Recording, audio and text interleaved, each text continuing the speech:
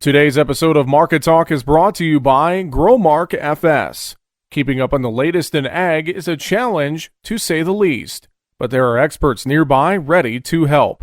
You'll find them at your local FS.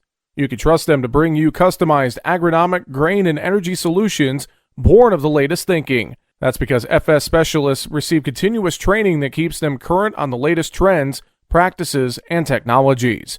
So you'll get local expertise that's both exceptional and up to date.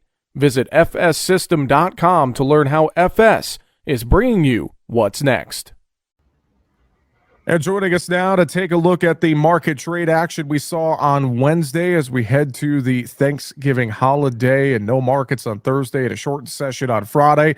We are joined by our good friend Mike Zuzolo, Global Commodity Analytics, is with us here today. Mike, always good to catch up with you. It was great to see you last week in Kansas City in person, and glad to have you back on the show here today. How are you? Very nice to be with you again too, Jesse, and see you in person as well. And wish you a very blessed Thanksgiving, and all the great listeners and viewers out there, very blessed and happy Thanksgiving to you and your families. Well, thank you, and I will do the same to you as well, sir. And before we make room to eat turkey, we got to talk turkey, so to speak. I think that's the old saying, how that goes. Looking at the markets on Wednesday, we kind of just drifted for the most part until late in the session. Found a little buying strength in grains. We'll get to that in a minute, but I think crude oil was a big story Wednesday. Pretty volatile market there, trading its way down, I think 3-4%. And, the grains largely ignored that. So talk about just what you saw maybe in that energy market to start on Wednesday, Mike. Yeah, I think you hit some key points there. And I would say that the grains did ignore the crude oil weakness for some degree or to some degree. But I also felt as though as the soft red wheat made new 3-month lows today early in the trade, and hard red wheat made new 2-month lows, and you can kind of pick a reason if you want to, whether it's imports of new crop wheat maybe sneaking into the United States later this spring, or whether it was the COVID restriction possibility increasing in China, and in fact actually doing that in some areas like Beijing, or whether it was just the overall melees of this trade, and kind of disregarding the Argentine weather and the U.S. weather. I think crude oil could be a really good indicator to the overall sentiment of this market. And I guess what I would focus in on coming back from a holiday, Jesse, is the idea that COVID and China are going to be the most important features to the overall demand bull setting up and a demand low coming in. And I think the demand low is indeed setting up, like we talked about last week, between Turkey tendering for almost 500,000 tons of wheat this week. The Mexicans saying middle of the session that they will probably take GMO corn from the United States for livestock feed.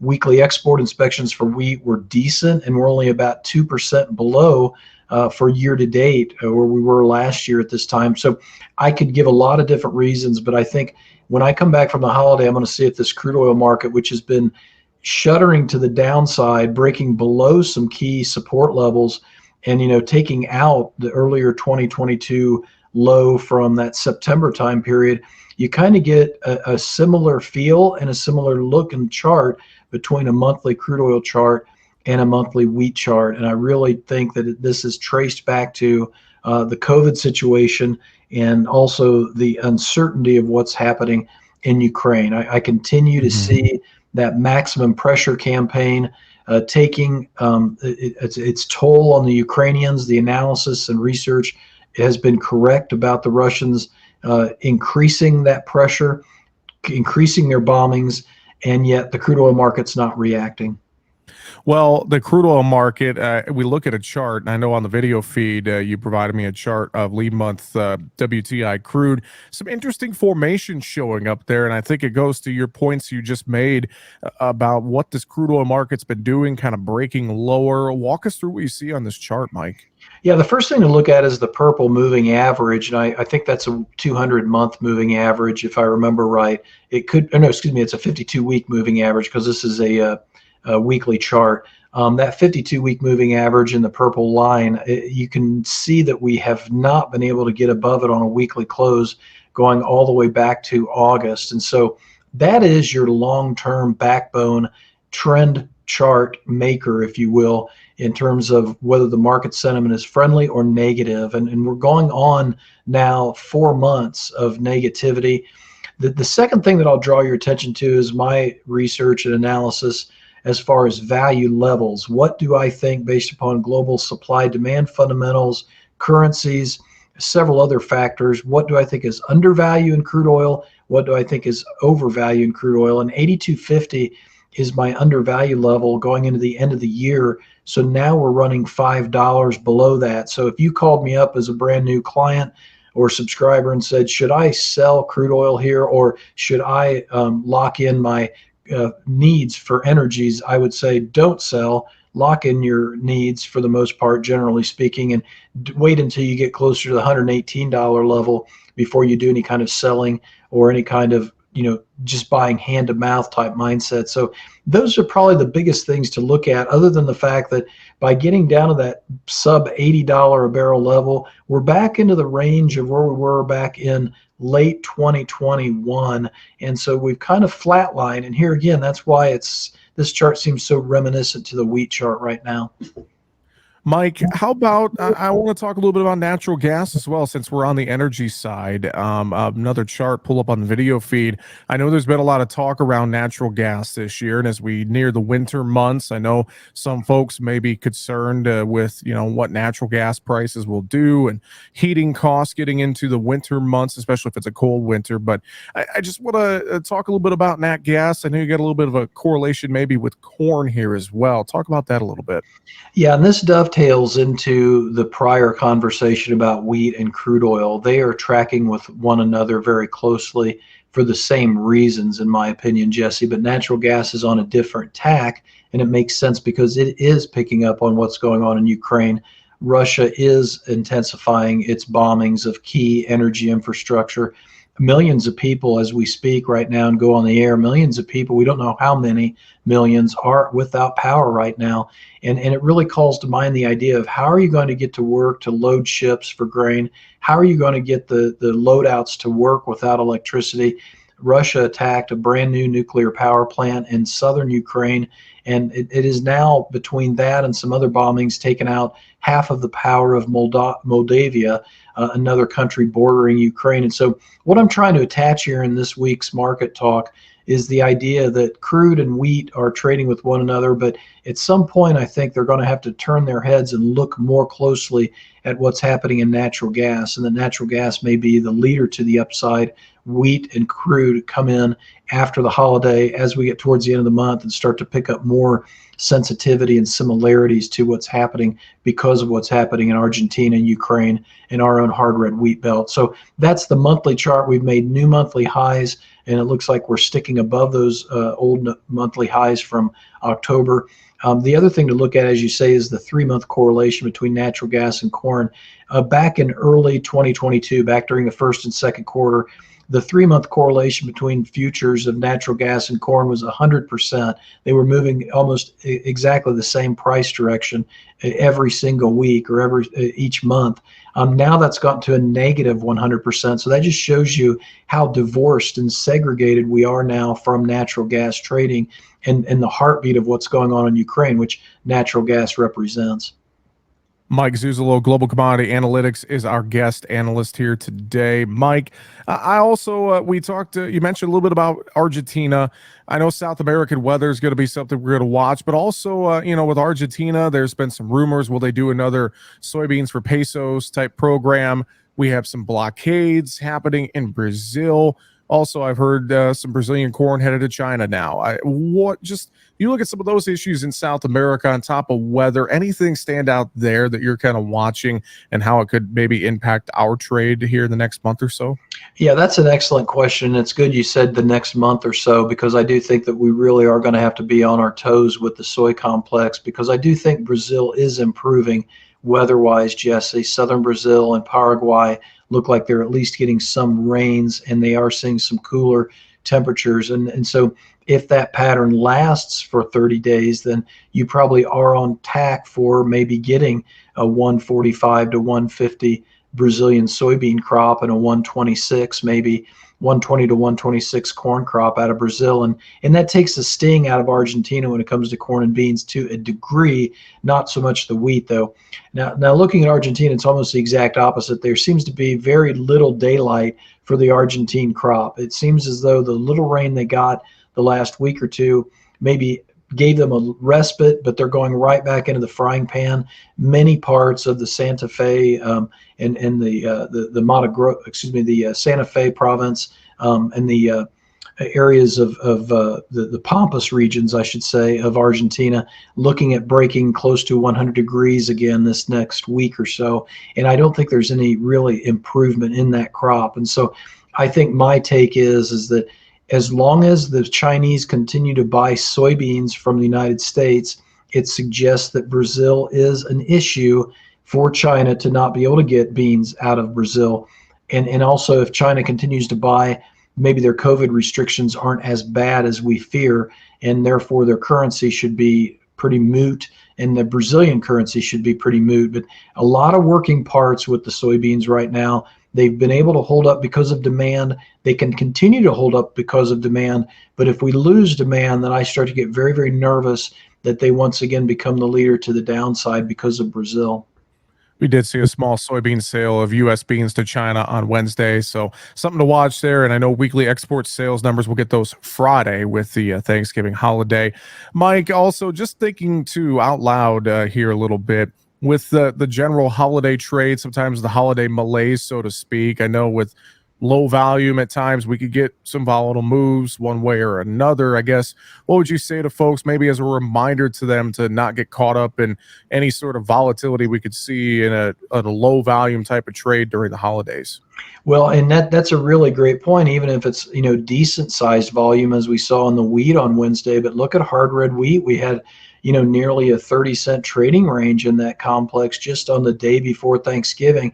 The stakes are just too high to make mistakes at this point, Jesse, between the high margin calls that we have to contend with and the net price changes that these markets can have. And I think there are areas where options can be very useful if you go looking and do your homework about the options that you choose. And I think there are some very good options out there to perform as risk management. And I think as in general, paper positions are still better than cash positions unless you are needing cash flow and you've got a very strong basis in your local area. If that's the case, then coming in and letting the cash go and then buying back on paper is something to really look at, I think. But I would stand by what we talked about last week, that I think we're trying to carve out a demand low. I see some daylight, especially with the US dollar tanking again on Wednesday on another terrible existing homes report.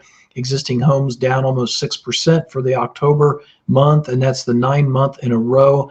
Other data economically, well, the weekly energy numbers that came out on Wednesday also showed unleaded gasoline consumption at about 6.9 million barrels a day. I believe that was down about 6% or 7% from year ago levels. So we are starting to see some weakening in the economy, and that suggests to me that we do have some issues to have to contend with, especially when it comes to the livestock and meat markets. But that's where we really want to start watching very closely the options and stay as much away from futures as you can, unless you have a really good confident stop position that you can put in.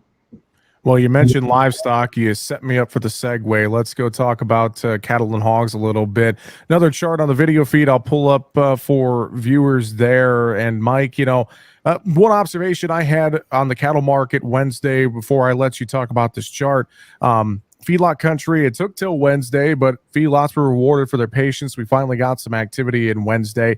I was surprised it took as long as it did. But other than that, fairly quiet week, it felt like, in cattle as well. But talk to me, what are you seeing in cattle, and walk us through this chart a little bit as well. Yeah, as far as Wednesday's trade, before we talk about the chart, just real briefly, Jesse, I felt as though the feeders are something to watch when we come back from the market, because we did get a very friendly cold storage report, beef and pork both down 3, 4, 5% versus the prior month on Tuesday afternoon's report. And we do have a very substantial and cash steady market, as you say, with those Texas sales on the Central Stockyards auction, supporting us at 155, 155 and a quarter. But the feeders broke harder than I would have expected them to on Wednesday, and that could just be liquidation to go fill gaps that were left after the cattle on feed report last week, or it could mean something more. And I think this is where we don't want to have any more weakness as we close out the week and turn the weekly chart into a sell signal technically, especially given that the funds have been so active in the cattle and the feeders.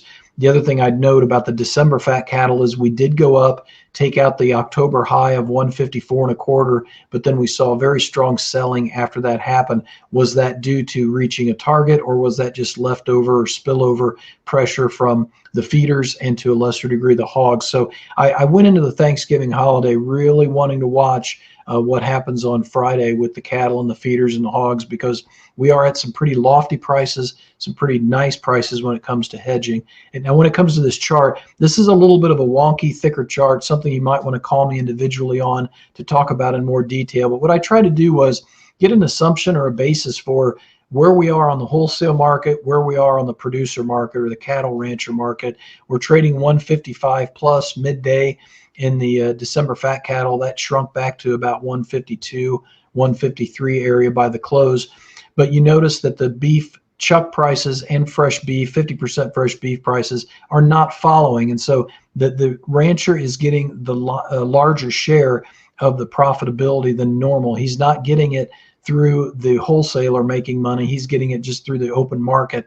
And so this is an interesting dynamic because it doesn't happen as often as you'd like. And so if those beef prices start to go up, that could be an early signal that we're kind of getting close to maybe topping in the fat cattle market for the longer term.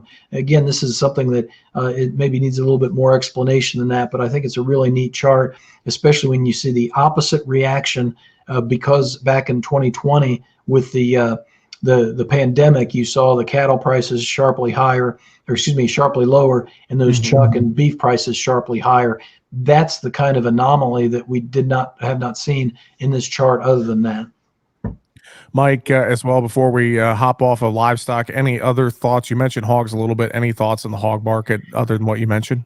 Yeah, I really feel like soybeans, hogs, cotton, and copper are the four major commodities, along with crude oil, to watch when it comes to China and the COVID policy. That's always been a fear of mine in all of 2022, and it looks like it's going to, kind of haunt me as we go into 2023 in terms of the research and analysis. Until we get clear of that, and until we neutralize the Fed, I don't think we can expect a big turn in the commodities to the upside. We can get a demand low, but what do we do with it? Maybe we, grind ourselves higher. Well, Mike, great stuff as always. Any other final thoughts or anything else you want to reiterate before we wrap it up here today? Just appreciate your show, Jesse, and appreciate you having me. Well, I know if folks want to reach out to you as well for a little advice, get a free trial, globalcomresearch.com is a great way to start, isn't it, Mike? Yes, please do that, and take a look at the product services brochure while you're there too. I think there's something for everybody there and their needs. globalcomresearch.com. That is com with two M's, globalcomresearch.com. With that, Mike Zuzolo, Global Commodity Analytics. Appreciate the time as always, sir. Have a happy Thanksgiving, and we'll talk to you next week. Thanks, Jesse. That's going to do it for Market Talk today. Find us online, markettalkag.com. I'm Jesse Allen. Have a great Thanksgiving.